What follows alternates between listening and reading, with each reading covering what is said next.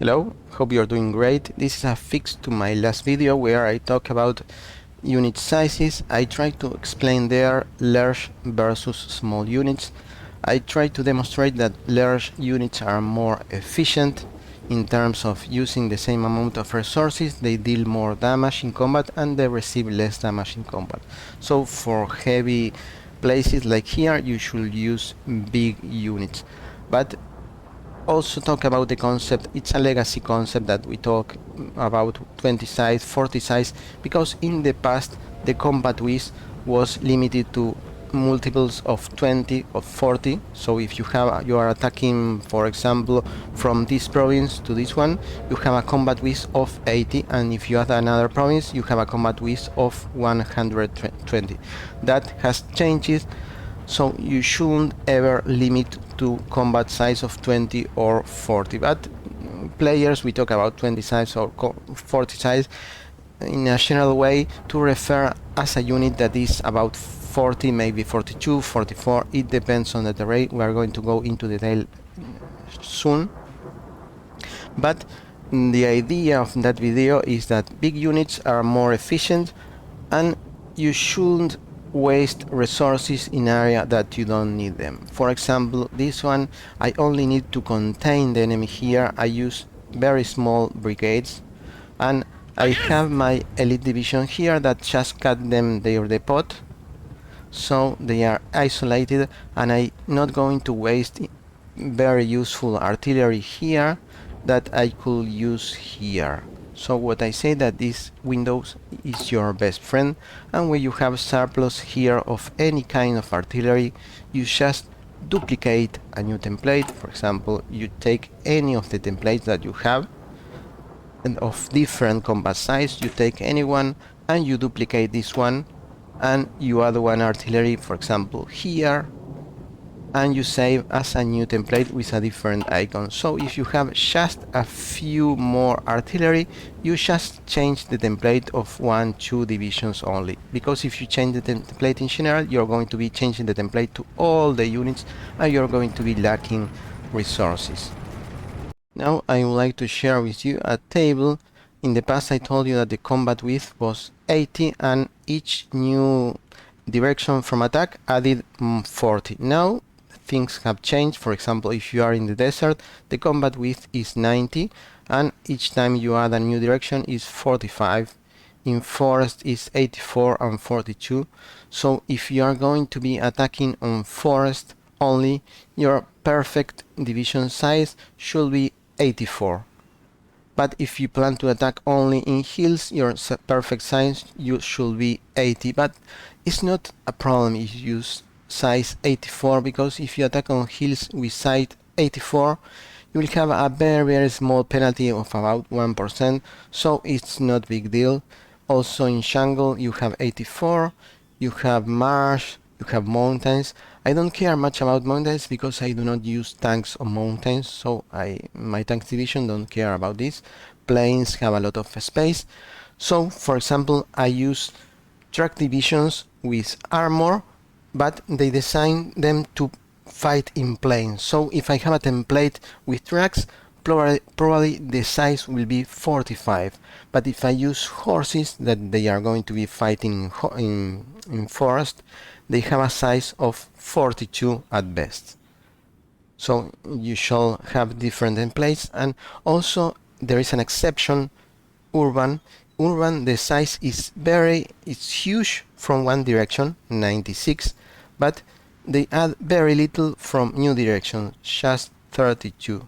So if you are going to attack on urban, you should design two very big divisions to cover 96 and attack from a single direction. Or if you are planning to attack from multiple directions, take into account that the size is going to add just 32. So you cannot think all the time on this value. If you use size 40, 42, 41, 43, you are going to be fine.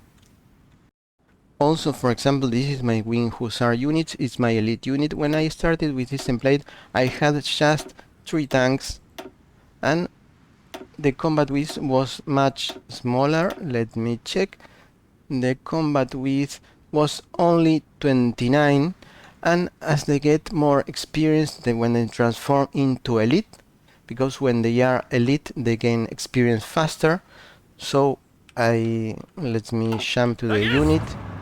They reach elite and they keep growing more experience, a little bit more, and when they reach about half and add a new company and the experience go down a little bit, maybe add 2 companies and it goes here. But I try to keep them always on elite, because that way they keep gaining experience much faster. So that's why I call them incremental templates. I start with a template maybe 20 size, then 22, 24, 26, and usually try to keep them always as elite, and I'm making them more perfect each time. I keep adding things, and when I have all the tanks that I require to cover the size, for example 42, I start to improve the tanks. First I use kind of cheap tanks just to fill the ranks, and then I improve the quality of the tanks. Also got a question about what should I use for defense. Well, it depends on your resources.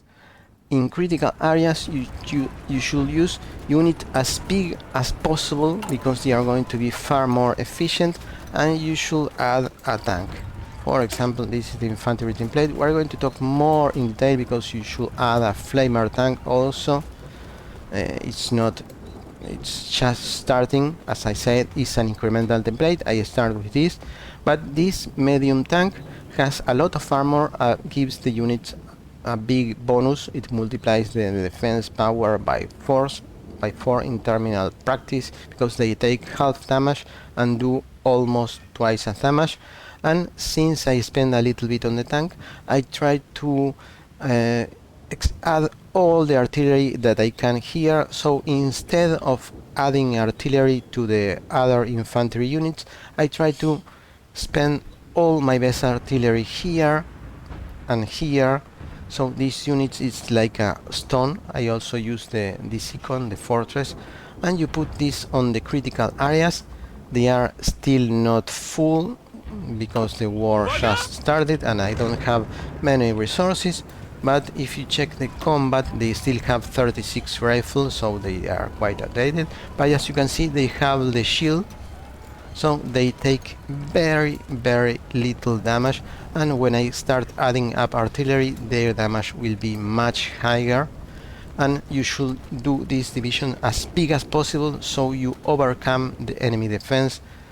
The enemy defense in this case is a breakthrough. It's 97, so the bigger this number the better, because you are going to be concentrating on just one single unit and are going to be doing more damage, as I explained that on the previous video, large versus small. But as I said, don't limit yourself to combat with 20 or 18 or 22. Every value is okay, but some other tip. For example, if you are planning to add a company of this type that gives benefits to the whole company, like maintenance or engineers or reconnaissance, this provides bonus for the whole division. So if you are using just 4 battalions, you should never spend money into this kind of companies that gives benefit to the whole thing. Also, if you add a tank, this will add armor to the whole divisions, and you should make the units as big as possible.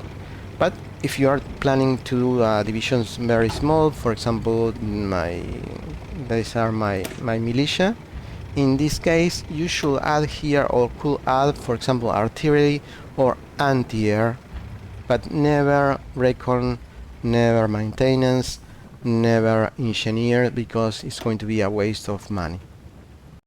Let me give you another example. In this case, I started as Argentina against the war. I'm fighting the Japanese, the German, United States, the Allies, the Soviets, and I have little manpower, so I have to optimize my templates. In this case, as always, I use an incremental template, and I have several templates for defense. This one is kind of smaller, this one a little bit better, and this one is now the actual elite one.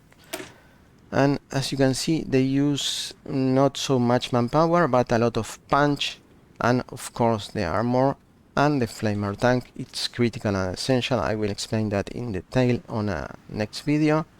but I used this one. I forgot to show you the most important aspect.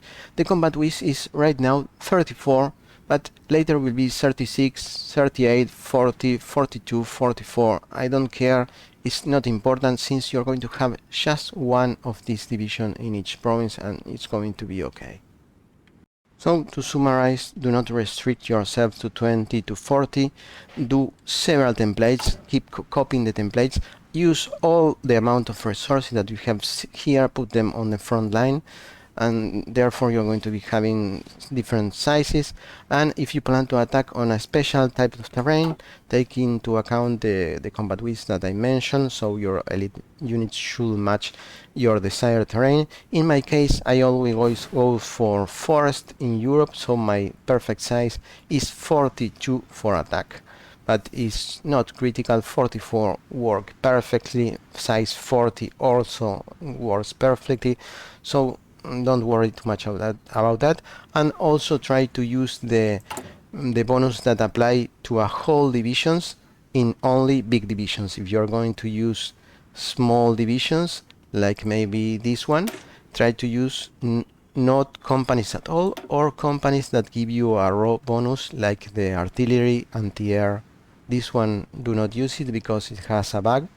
It's kind of expensive in comparison. It's better to use a frontline battalion. Also, while checking, I forgot a very important tip. Make sure to make your elite units elite. Click here, because they are going to be using far more effective your best weapons. For example, if you have a sniper rifle, who are you going to give that rifle? To your green soldier or to your slit sniper soldier? Well, this is the same. This unit has several multipliers. In combat they are going to be hitting with more than 100, maybe 175, a lot of more damage, and a regular unit will have lots of penalties. So if you give a green unit a good weapon, it's going to be a waste of resources. So concentrate your best weapons on your best units. But hope now you get a better idea. Thanks for watching and see you on the next one.